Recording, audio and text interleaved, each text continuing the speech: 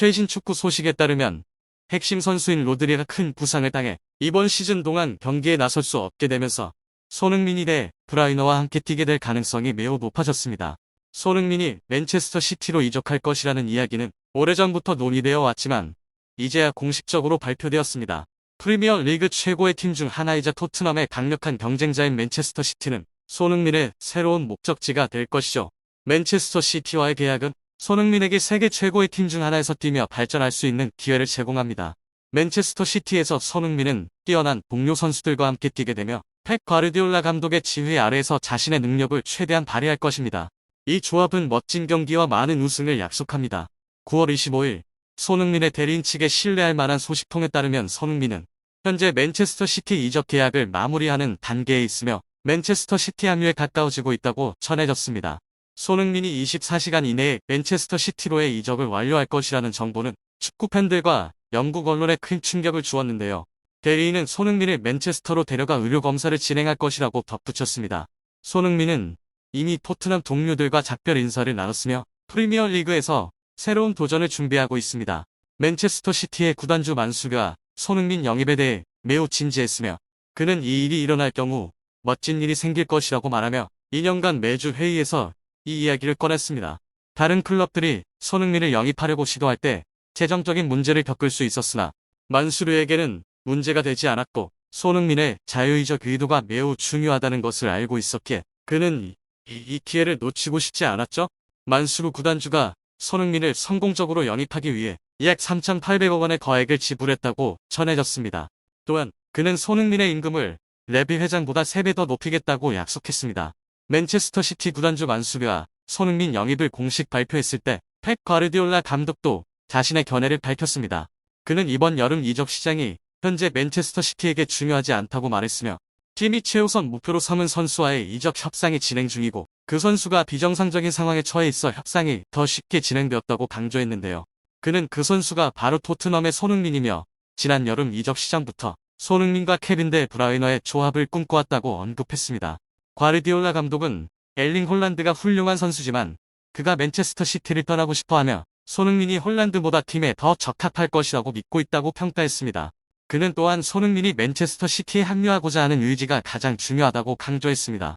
스카이 스포츠와의 인터뷰에서 아스널과의 경기에서 부상을 당한 로드리를 대체할 선수를 영입할 계획에 대해 묻자 과르디올라 감독은 손흥민이 이적 의사를 밝힌 이후 팀의 계획이 마련되었다고 답했습니다. 이전까지 로드리는 과르디올라 감독의 전술에서 심장으로 여겨졌죠. 로드리는 뛰어난 수비 범위와 날카로운 패스 능력, 그리고 결정적인 순간에서 득점할 수 있는 능력으로 돋보았습니다. 심지어 로드리가 출전하면 팀이 패배하지 않는다는 말도 있었습니다. 로드리는 경기장에서 뛰었을 때 74경기 무패 기록을 세웠습니다. 유로 2024에서도 그는 스페인의 우승에 중요한 역할을 했고 대회 최우수 선수로 선정되었습니다. 그러나 아스널과의 경기에서 부상을 당하면서 로드리는 시즌이 끝날 때까지 출전할 수 없게 되었습니다. 그리고 요즘 손흥민은 과르디올라 감독의 머릿속에 떠오르는 첫 번째 이름입니다. 그는 손흥민이 팀의 계획에서 중요한 선수라고 밝혔으며 지난 여름부터 손흥민과 케빈 데 브라이너의 조합을 원해왔다고 했습니다. 과르디올라 감독은 엘링 홀란드가 뛰어난 선수임에도 불구하고 손흥민이 팀의 스타일에 더 잘 맞을 것이라고 믿고 있는데요. 과르디올라 감독은 마지막 시즌을 앞두고 홀란드, 포든, 데브라이너, 손흥민 등의 강력한 계약을 통해 팀을 구성할 큰 계획을 가지고 있다고 알려졌습니다. 그는 맨체스터 시티가 다음 시즌 트래블을 차지하는 것을 목표로 하고 있으며 손흥민이 그 꿈의 팀의 마지막 조각이라고 확신하고 있습니다. 펩 과르디올라 감독은 현대 축구의 모델을 형성하는 데 중요한 역할을 하며 그의 전략과 방법론은 현 시대 최고의 감독 중 한 명으로 평가받고 있습니다. 그의 지도 스타일은 전통적인 공간 사용과 전술적 혁신을 결합하고 있으며 특히 그는 공 소유와 새로운 공간 활용, 위치 선정 플레이를 도입하여 축구 게임의 모델을 변화시켰습니다.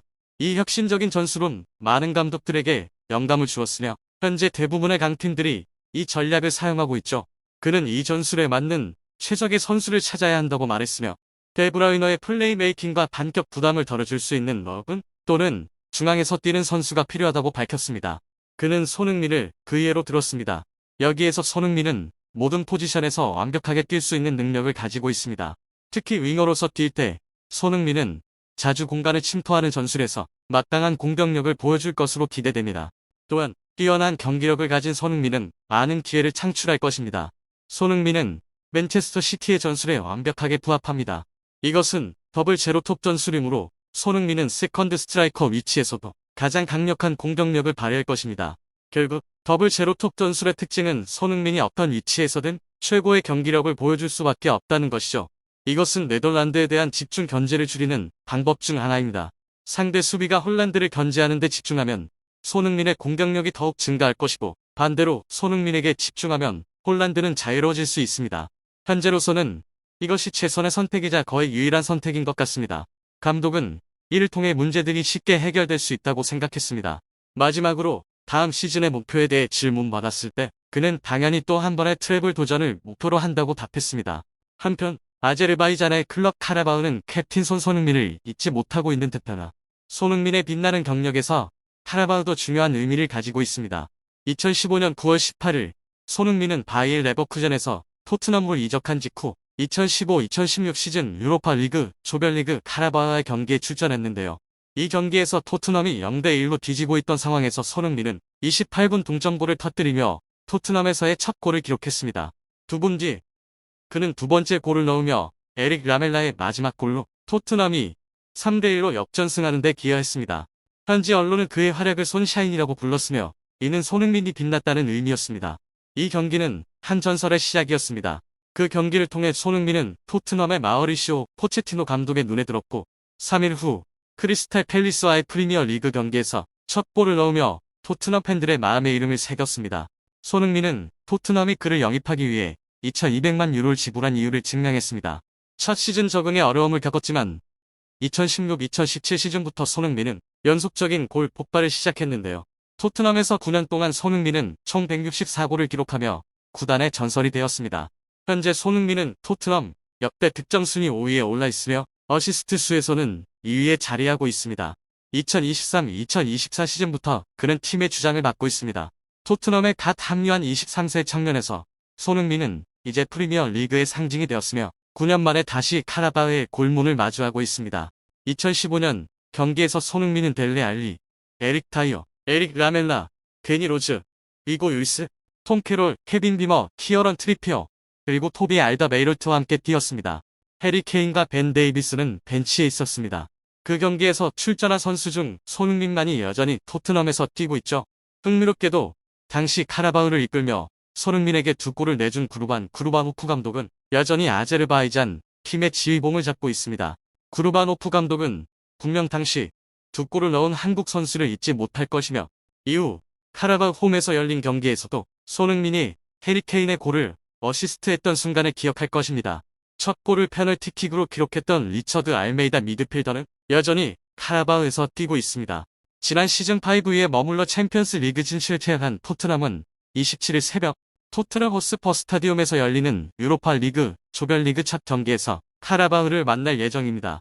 이후 토트넘은 페렌츠 바로시, 에이지 알크마르, 강아타사라이, AS, 로마 레인저스, 호펜하임, 그리고 엘프스보리를 차례로 상대하게 됩니다. 손흥민은 2022-2023 시즌 챔피언스 리그에서 8경기를 뛰었고 약 2년 만에 유럽 무대로 복귀합니다. 지난 시즌 토트넘은 유럽 대회에 참가하지 못했는데요.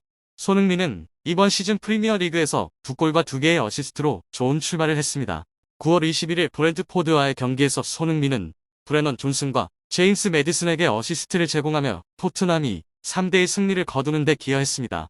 토트넘 호스퍼 스타디움에서 열리는 유로파 리그 개막전이기 때문에 안제 포스테코글루 감독이 맨체스터 유나이티드와의 프리미어 리그 6라운드 중요한 경기를 고려할 수는 있겠지만 여전히 손흥민을 출전시킬 가능성이 큽니다.